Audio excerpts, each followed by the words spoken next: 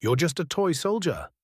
The voice cracked through the heavy summer air, bouncing off the solemn white stone of the memorial. A ripple of gasps swept through the gathered crowd. All eyes turned toward the source, a teenage boy in a plain black shirt, smirking as he stood far too close to the roped-off path. Before we move further into this story, let us know in the comments where you're watching from. We'd love to hear. Let's dive in. The tomb guard, in full ceremonial uniform, didn't flinch. His dark sunglasses reflected the boy's mocking face. The guard's perfectly polished rifle rested against his shoulder, his boots aligned with mathematical precision. The air between them felt like a taut wire, ready to snap. The boy leaned in further, sticking out his tongue, the crowd's whispers growing louder. Mothers pulled their children back. A man in the second row muttered something about respect. The guard remained utterly still. His job was to honor the fallen soldiers entombed here, men and women who had given everything for their country. Personal insults meant nothing compared to that duty. But this boy wasn't finished. "Bet you couldn't last one day in a real battle," he said loudly, his voice dripping with challenge. A few of his friends snickered from the sidelines, holding up their phones to record. The disrespect cut through the silence like a blade. For a moment, it seemed like nothing would happen. The guard's stoic posture gave no hint of reaction until he took one slow, deliberate step forward. The sharp click of his heel against the stone echoed like a gunshot. The boy's smirk faltered. In a voice trained to cut through wind and rain, the guard spoke, not yelling but projecting with a power that made the hairs on every neck in the crowd stand on end. "It is requested," he said, "that all visitors maintain a respectful distance and demeanor." The boy tried to laugh it off. "Or what? You going to arrest me?"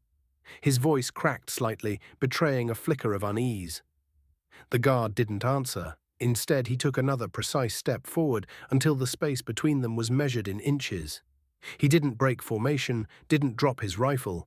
He simply stood there, silent as stone, the mirrored lenses of his sunglasses locking the boy in place. The crowd was silent now, the only sounds the rustle of leaves in the summer breeze and the distant rhythmic steps of another guard in the background.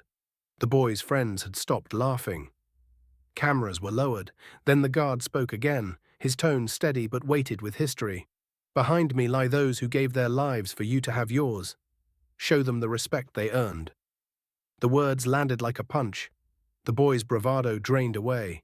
He glanced over the guard's shoulder at the tomb itself, its inscription carved deep into marble, the weight of it suddenly real. His mouth opened as if to reply, but no sound came out.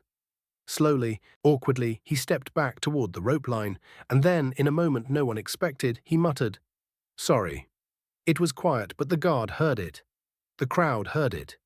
The apology hung in the air for a beat before the guard turned on his heel with mechanical precision and resumed his post as if nothing had happened.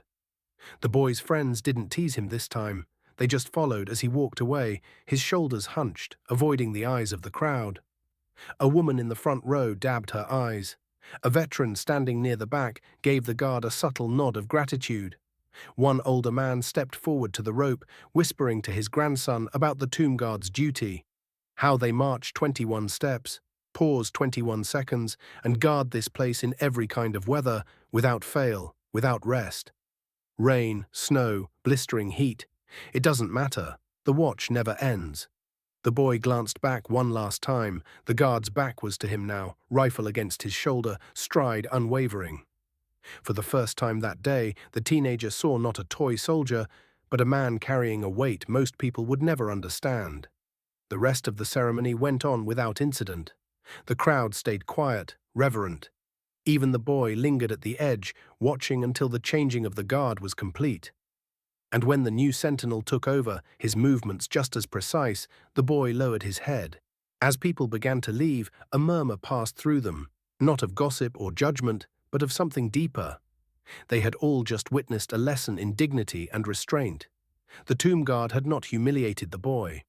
He had simply stood his ground, letting the weight of his role and the history he protected speak louder than any shout ever could. Long after the crowd dispersed, the image lingered in their minds.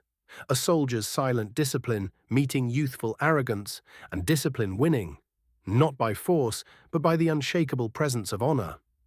So true strength is shown not in anger, but in quiet, unwavering commitment to what's right. If this story touched you, don't forget to like the video, subscribe to the channel, and let us know how you feel in the comments.